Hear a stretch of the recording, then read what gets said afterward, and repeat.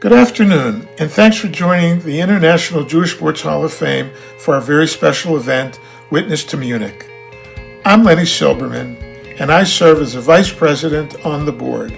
The International Jewish Sports Hall of Fame, established in 1981, is focused on our mission of honoring and celebrating the achievements of Jewish athletes and sports leaders who have made a significant impact on the world of sports at the international level. Sport has the power to shape culture, inspire change. When we share stories of Jewish strength and resilience on the field of play, we spark Jewish pride and ignite that indomitable Jewish spirit. It's that Jewish spirit that enables our community to preserve and triumph over adversity. That's especially true for our children, our grandchildren, who look up to their sports heroes for inspiration. And speaking of inspiration, my motivation on this project was secured the moment I had the opportunity to speak with Karen James. Karen, on behalf of the board, we sincerely appreciate your willingness to share your powerful story, especially for those Gen Z and Gen Alpha listeners. Your strength, your bravery are admirable. You were my guiding light, and that's why I'm so pleased to help bring this program to life. With that, let me introduce my friend and fellow board member, Jed Berman, the host of our event. Thank you. Thank you, Lenny. Thank you, everyone, for joining today. As Lenny mentioned, I'm Jed Berman, and I serve on the board with Lenny and our colleagues who represent some of the most amazing Jewish community leaders and sports enthusiasts. And we're all dedicated to amplifying Jewish stories of athletic achievement. And it's really about reinforcing the Jewish narrative as that of victors, not the victims or victimizers too many portray us as these days. So I'm honored to host this special event. Now, the first half hour is largely going to be the premiere of the new short film, Witness to Munich, the Karen James story, an incredibly powerful film, and I think you're going to find that to be the case. The second half hour will be anchored by my conversation with Karen, whom I've gotten to know, and it's been a real privilege. Now, also of note, many of you are aware that there are 9 Olympians and 1 Paralympian representing Israel. And before this call, Karen and I were talking about Jared Firestone, who's the flag bearer, is actually wearing a kippah embroidered with the names of the 11 Israelis murdered by Palestinian terrorists during the Munich Games of 1972. Now, the timing of this event corresponds to 54 years since those 11 Israeli athletes were killed in the Olympic Village during the 72 Munich Games. And there have been a couple of films that focused on this moment in history, including September 5, which was based on the actual event as it occurred, and then the movie Munich, which was after the actual event. Now, this story for Karen is different in a multitude of ways. Number one, she was an Olympic competitor who came face to face with the terrorists. Number two, it's not just a story about an event. It's a story about her journey for Jewish identity and as a Jewish community leader. So with that, I'm really proud to introduce the premiere of Witness to Munich, the Karen James story. Let's watch. Do you mind giving a little clap just to sync the audio? Perfect.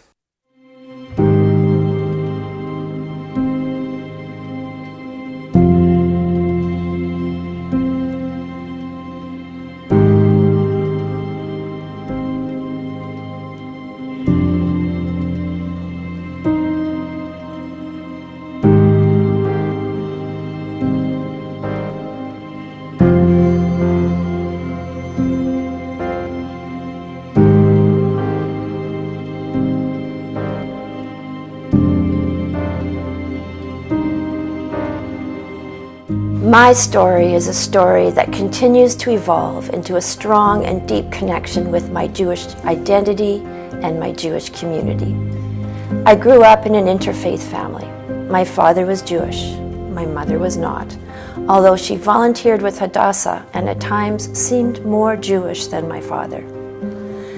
While there was very little ritual religion practiced in our home, I went to Hebrew school 3 times a week to learn Hebrew, the history of the Jewish people, and how to celebrate the Jewish holidays. I knew I was Jewish, and I've never forgotten this. In grade 2, at the age of 7, one of my classmates called me a dirty Jew. When I told my parents, my father said, "It's his father. That's where he got that." My family shared the Jewish holiday traditions with my grandparents, aunts, uncles, and cousins. The Passover Seders we celebrated at my grandparents' home still stands out today as my most vivid and cherished childhood memory. When I was 12 years old, my parents asked me if I wanted a bat mitzvah. My answer was a resounding no. I was by then immersed in the world of competitive swimming, training tight twice a day, 6 days a week, with dreams of one day representing Canada at the Olympic Games. I did not want anything to interfere.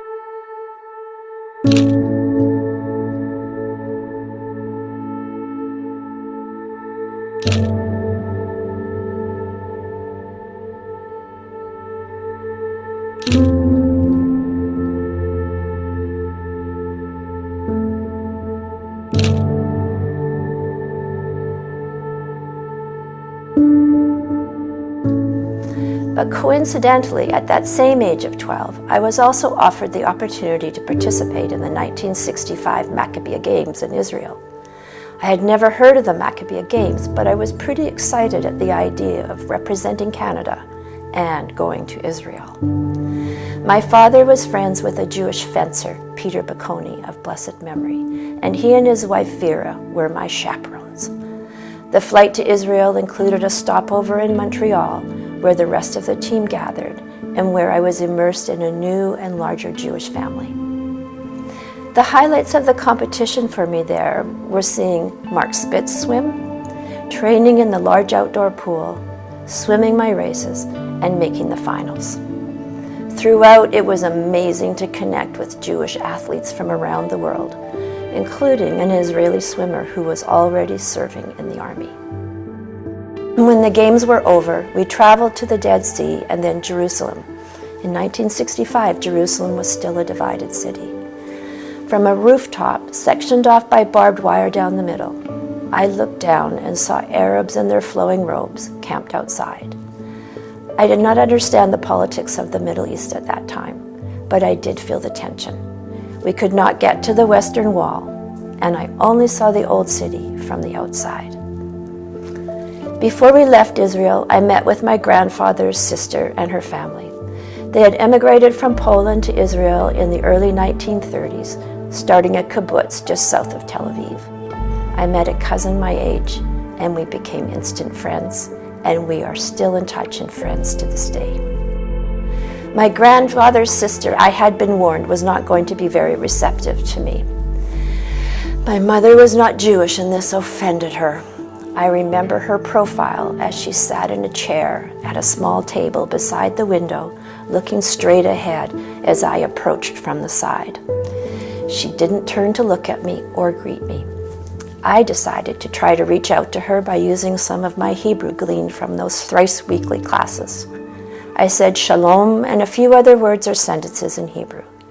She turned, she looked at me, and she smiled. For a long time, I viewed that meeting with my great aunt and my trip to Israel as my bat mitzvah or my Jewish coming of age moment. However, for my 60th birthday, I did a full bat mitzvah. I had such a wonderfully rich experience at those Maccabiah Games, but when it was over, I set it aside and focused on my swimming career. The impact of that experience in Israel only really hit me when I participated as a member of Canada's Olympic swim team at the 1972 Munich Olympic Games.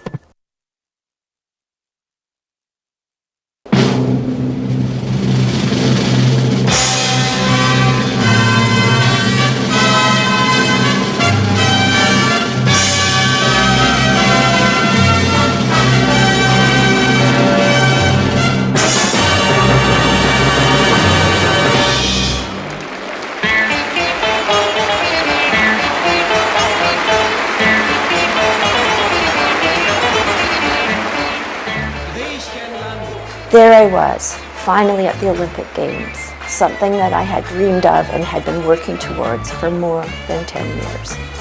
I remember the opening ceremonies, walking into that big stadium with thousands cheering, the colors of the flags and uniforms of all the nations standing together.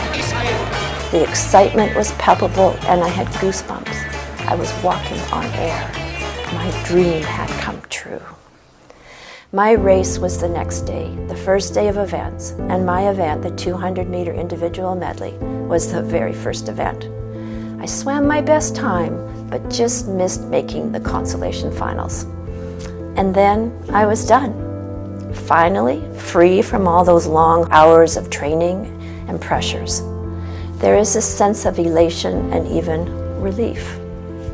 It was at about the halfway point of the games when my friends and I had been out late celebrating, and then in the press building watching one of the games in the Canada-Russia hockey series. We headed back to the athletes' village at about 3 or 4 in the morning, and we were tired and didn't want to walk around to the entrance at the main gate. Instead, we decided to climb the chain link fence where we were standing. There were 3 or 4 men lingering near the fence. It was dark, but I remember one man was wearing a heavy wool sweater and knitted hat. I recall a few men were wearing tracksuits, but oddly they had no country name on them. They had with them what appeared to be large sports bags. When we started to scale the fence, the 4 men climbed with us. Did they look like athletes? Not at all. But they didn't look threatening to us either. There was very little security around the athletes' village, and the whole Olympics at that point had an air of innocence and wonder for me, for everyone. As well, 1972, the world was a very different place than it is today. After scaling the fence, I returned to my dorm and fell asleep, but was awoken to the sound of helicopters flying overhead. To this day, I am still traumatized by the sound of helicopters. I later learned that these men were part of the PLO faction of the Black September terrorist group, who infiltrated the athletes' village, entered the building where the Israeli athletes were staying, killed 2 at the outset, and held 9 others hostage throughout the day. When I went to find out what was happening, I ended up confined for security reasons in the Canadian Medical Building for the rest of the day. From that vantage point, I witnessed much of the drama, including the negotiations between the Palestinian terrorist leader and the German authority. I could see clearly the window where an armed terrorist was holding the 9 Israelis hostage. I watched the Palestinian leader, wearing a white Panama-type hat, walking jauntily back and forth across the bridge. I could not fully comprehend what was happening, but I could see the weapons. A Canadian diver who was with us in the medical building decided he would sit on the roof to get a better view. Over a loudspeaker, a voice boomed out, "If you don't get down from there, they will shoot you." Later, in the lower level of that building, 10 of us crammed into a shower stall, and peering out of a narrow window, we saw the Israelis being led, blindfolded and hands bound, onto a bus that was to take them to the airport. Shortly after, I had heard that the 9 Israelis had been freed in an ambush and were safe and alive. Of course, this proved to be false. When the German police stormed their planes at the airport, a gunfight occurred. The Palestinian terrorists threw a grenade into the helicopter and plane where the hostages were waiting. All 9 Israelis perished. I attended the memorial service for the 11 Israeli team members, and I remember feeling disillusioned and angry. It seemed a farce. Flags were ordered to be set at half-mast, but the Arab countries raised theirs again. Die wir mit festem Vertrauen auf den guten Willen aller Menschen die Spiele der 20. Olympiade vorbereitet haben, ist dieser Tag ein Tag unendlicher Trauer Die olympische Idee ist nicht widerlegt. Wir sind ihr stärker verpflichtet als zuvor. The words of Avery Brundage, the IOC president, seemed empty and meaningless to me. His statement, "The games must go on," are infamous to this day. The Olympic Games did continue for another week, but I didn't stay for the closing ceremonies. With a very heavy heart, I left the Olympic Village following that memorial ceremony. Years later, when I read George Jonas's book, Vengeance, I resonated with this line. While nations raised their flags in victory, the Israelis carried their dead out in coffins.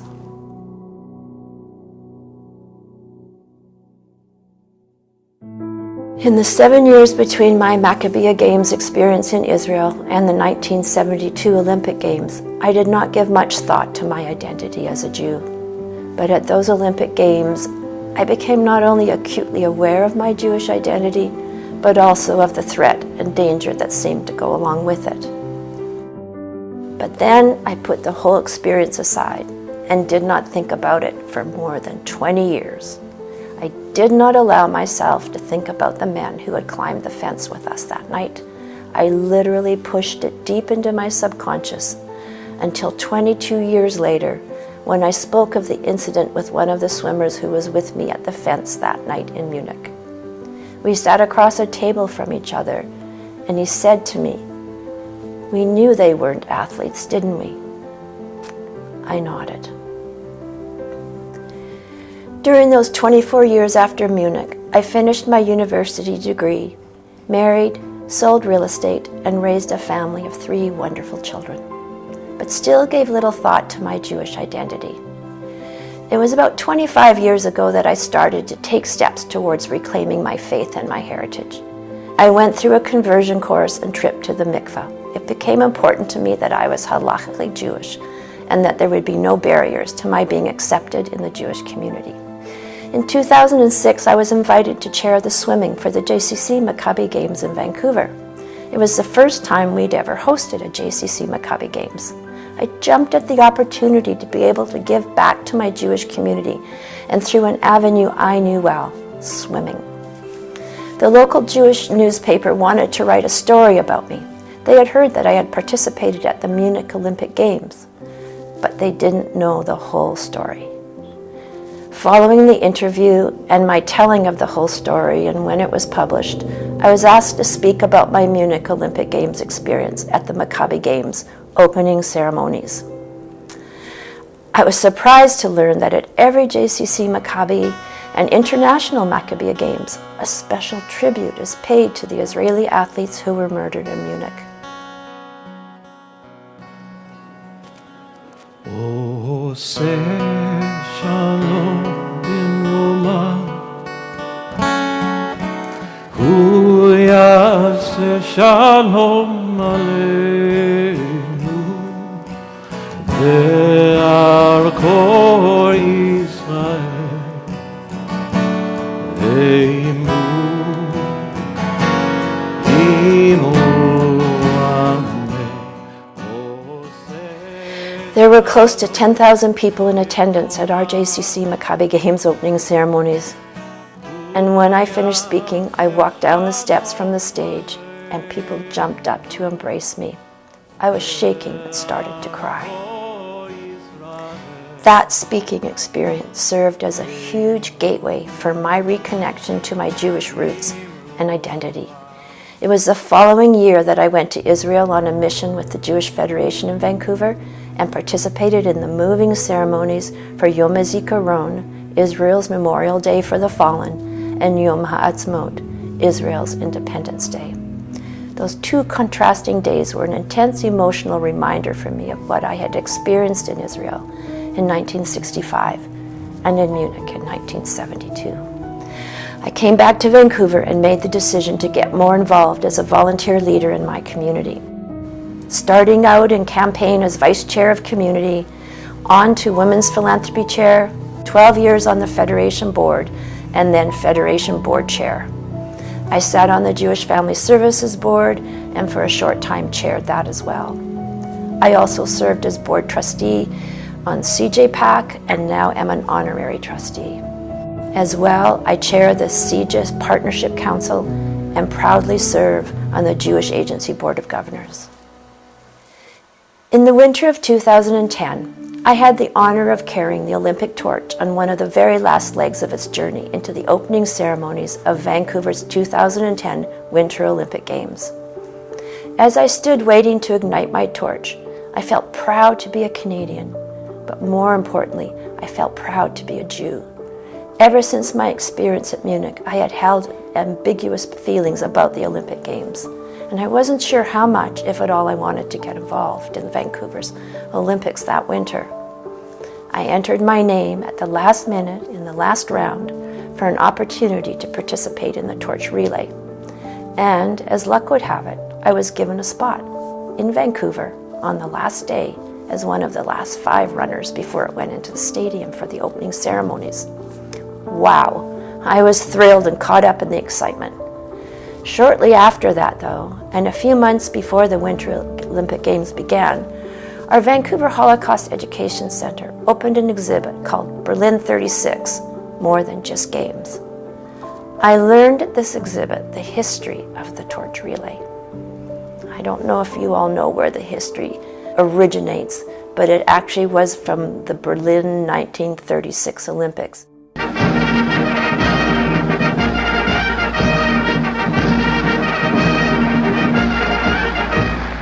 Hitler used it and started it in Greece, and it traveled through Europe and all the places he was planning to conquer.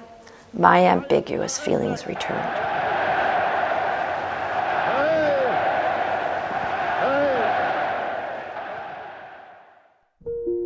Yet I also saw the immense pride and unifying effect the torch relay was having on Canada as it was crossing the country, and I once again got caught up in the excitement. A week before the Games began in Vancouver, an article appeared in the Globe and Mail, our national newspaper. It described a video that was being shown to all torch relay participants as they were being driven to their starting places. It was meant to inspire. The video opened with a segment from Leni Riefenstahl's film commissioned by Hitler for the 1936 Berlin Olympics. The Nazi symbols and salutes had been edited out, but it was clear where the clip had originated. 2 local Jewish academics were quoted in the Globe article as they expressed shock and dismay that a piece from a Hitler propaganda film would be used at our Olympics. That same morning, with all the journalists in town poised for the start of the Olympic Games, I attended a media event at our Holocaust Center. I was spontaneously asked to say a few words, but I had not prepared anything, and my emotions nearly overwhelmed me. I spoke out about the video. I also briefly shared my experience from the Munich Olympic Games and how I was already dealing with my ambiguous feelings about participating in the torch relay. That night, I was featured on the 6 o'clock news. The next day, the whole offensive video was removed. The day before the opening ceremonies and my torch relay run, I was featured on the front page of the Vancouver Sun. My Olympic story, my upcoming torch relay run, and my mixed feelings about it and why. There was a picture of me at the media event at the Holocaust Center, but superimposed in the background of that picture was a blown-up photo from Munich of that terrorist in the window holding the Israelis hostage. It was an image I knew well. Because of my speaking out about the video and the newspaper article, suddenly my story became the Jewish community's story. And that was why my friends, rabbis, and the Jewish community were there cheering me on for my torch relay run. What was important for me this time was that I did speak out. I didn't stay quiet. I saw and felt something that seemed wrong to me. And even though I was nervous at that media event, unprepared and a bit afraid, I said something. That video had been shown to over 1,000 torchbearers across the country over the previous 90 days. No one had said anything. A horrible terrorist act occurred at Munich, the worst in Olympic history. Justice was never done. The surviving perpetrators never put on trial, let alone held in jail for more than a month. And there has never been an honoring of their memory or the athletes named within an Olympics official ceremony in any other Olympics until Tokyo in 2021, 49 years later. Also remember all the Olympians and members of our community who have so sadly left us. In particular, we remember those who lost their lives during the Olympic Games. One group still hold a strong place in all our memories and stand for all of those we have lost at the Games. The members of the Israeli delegation at the Olympic Games Munich, 1972.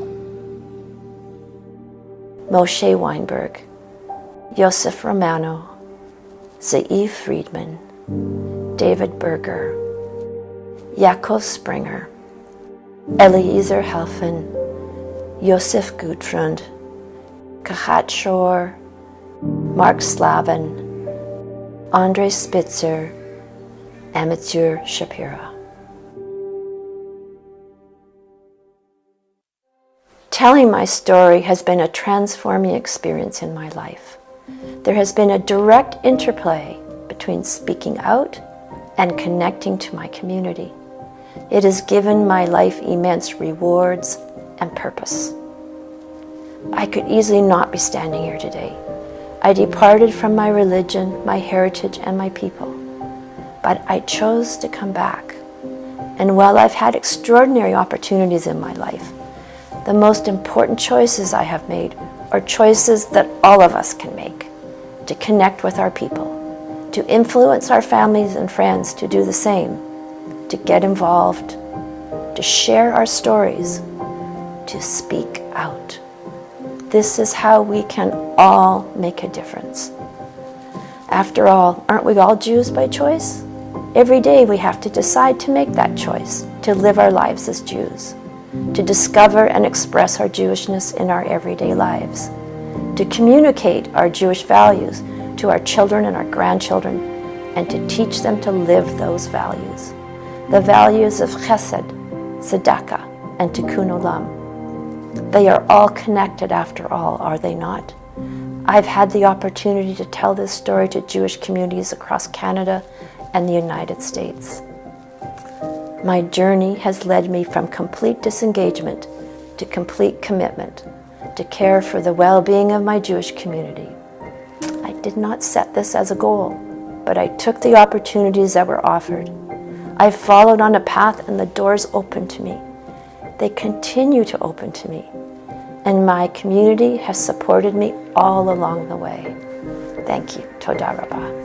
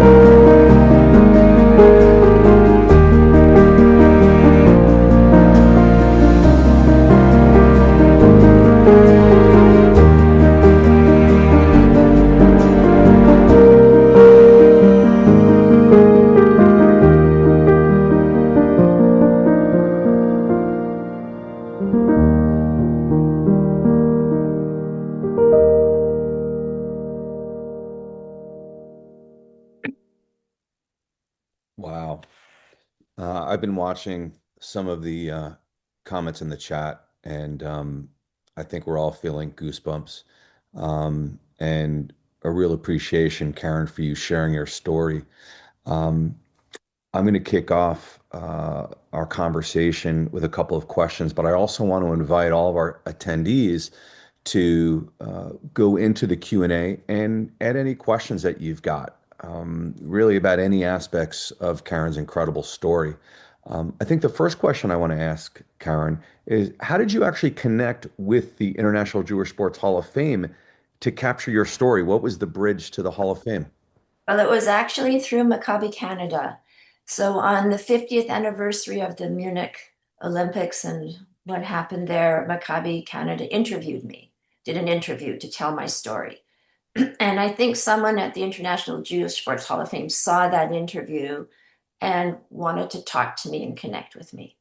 So that was my connection. It was not me outreaching, but just being out there and telling my story. It And is a small Jewish sports world. yeah. I love to see those connections. You've obviously talked about your story in the press and at Jewish organizations, but filming it, sitting down for that conversation, what compelled you to share it in the present moment?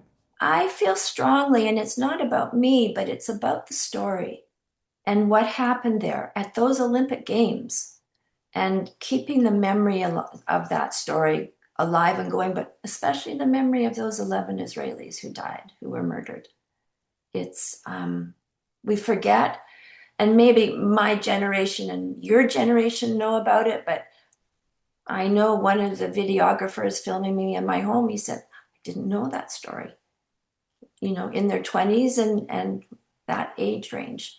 So it's really important for me to keep that story going, I think not to Lenny, forget. yeah, Lenny Silberman had mentioned in his opening comments about this need to inform, educate, and inspire these younger generations. I know you're a grandmother and a mother and have been blessed. I think you said 5 grandchildren. 5 now, yes. Yes. And 3 children, right? Yes. And so I've got 2 boys, and I know it's very important for my boys to understand our history, both the very difficult elements, but that perseverance and triumph. So understanding there's a lot in this story. Is there anything particular you want viewers to walk away with after watching it? To speak out. So we knew in our subconscious that those 4 men standing there weren't athletes coming into the village. If something doesn't feel right or see something off, say something to someone, say something. I think that's really important. And yeah, that's more than anything, and take action. And I think today we need to do that more than ever. It's really important for all Yeah. that's happening in the world today and what's happening in our Jewish communities or in our communities where we live as Jews. We have to speak out and we have to take action when things aren't, if something doesn't feel right or something isn't right.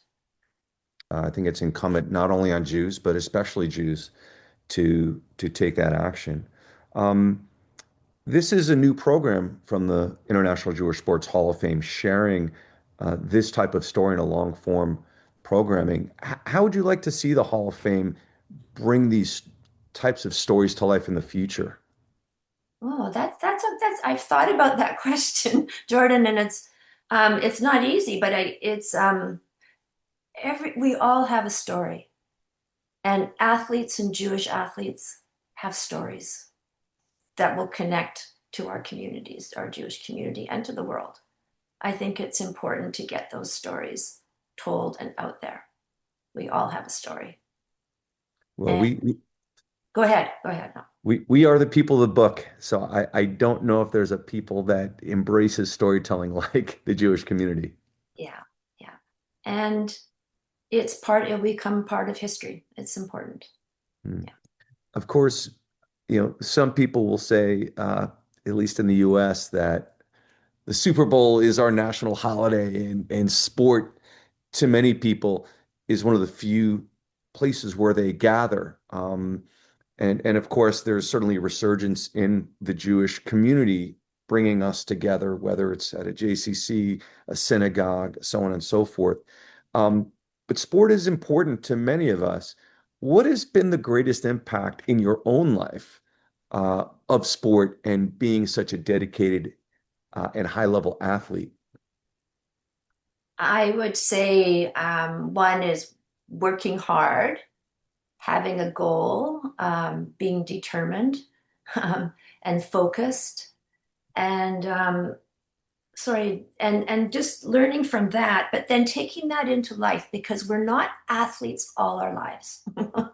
We can't keep doing it. We can stay active, but not keep doing it.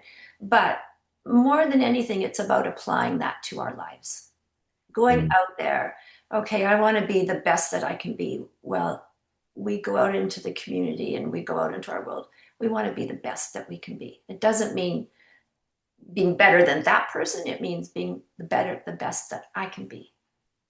And that's important. Of course, I'm going to debate you on that point that we're not always athletes. I happen to have been at a fundraiser for pickleball at the Jewish Family and Children's Services of Mercer Bucks County, and there were 80-year-olds playing pickleball. Are you a pickler? No, but I stay active. So that's yeah, I know I know people that play pickleball. I don't personally, but yes, you can stay active and compete, but it's not it's at a different. Yeah. Let me ask you another question. This past year, 2025, the International Jewish Sports Hall of Fame inducted a swimmer, Sarah Perver, who competed for Germany in 4 Olympics. She won a bronze in 2004. And of course, there's such an incredible legacy of Jewish swimmers, whether it's Mark Spitz, Dara Torres, Lenny Kraselberg, Jason Lezak, it goes on and on. Are there any influences in your life as a swimmer? Any favorite competitors, whether past or present, that inspire you? I said in my story when I was at the Maccabea Games, Mark Spitz was there, and those were the early days for him, but he went on to be an amazing swimmer. And locally for me, I at the age I was at in 1964, the Olympic Games in Tokyo, and I remember might not know, Mary Stewart was the top Canadian swimmer then, and I remember her. And yes, that I'm inspired by her, and the coach I had, Trevor Cole, who I still keep in contact with. Not enough, Trevor. I'm coming to visit you soon. Yeah, so, and yeah, I would say primarily that. And also, I would say in 1964, the Canadian Olympic swimming team was training at the outdoor pool at the University of BC, near where I live. So we boarded one of the women's swimmers, Marion Lay, and she went on to win a medal there and everything. And she lived with us while she was training that summer. So that had a big impact on me too. Yeah. That's wonderful. So I have to ask you, so many of us are parents of young athletes. And of course, you've got children and grandchildren. I don't know if you're coaching them in the pool or not, or they got water wings when they're 1 year old. But what advice do you have to young Jewish athletes as they prepare to be their best? And by the way, I'll selfishly ask, what advice do you have for the parents of young Jewish athletes? Oh, that's a tough question. So my children themselves, I had to drag them to swimming lessons. So I said, you don't have to be a competitive swimmer, but you have to learn to swim.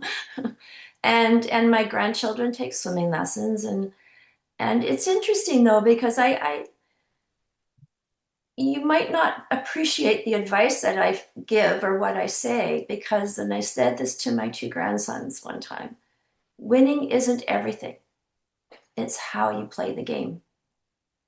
And that's what's important to me to convey to them. And maybe because I didn't win medals at the Olympics, but not everyone does.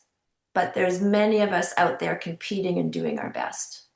And to me, the lesson is it's not whether you win or lose, it's how you play the game. Absolutely. And I found as a little league coach, if you take your son out for a hot dog and cotton candy. They even enjoy the sport more. Last question I have for you before I pull some of the questions from the Q&A. You're very involved, and even before this conversation, you mentioned just how much traveling you're doing. Could you talk a little bit more about some of the Jewish organizations, both in Vancouver and beyond, that you're involved with? Because you've got to be one of the busiest women I know. Yeah, I'm honored to be on the board of governors of the Jewish Agency and chairing their marketing committee. So I go to Israel twice a year for those meetings and in touch with people there. I chair the local group in Vancouver for CIJA, which is the Center for Israel and Jewish Affairs. It's our advocacy group. It's on a part of Federation. I chair locally in Vancouver, but also sit on the national board. And I'm on the board of Maccabi Canada, and I'm on a committee for Tikva Housing, which is helping to find affordable and housing for people in the Jewish community, and very proud to be involved with them. I sit on the foundation of the Federation. So that's, with grants and out to the community and foundation funding. And I think I've covered that. So that's what I'm doing now. That's wonderful. So we've got first of all, a lot of questions, but also a lot of comments, just really showing appreciation for your inspiring story. So you've clearly, you're resonating on a very deep level with attendees. So I want to just express all of our gratitude. I'm going to go through a couple of these questions, and one is very specific to that moment in Munich. And one of those questions was understanding that you left Germany, I think, before the closing.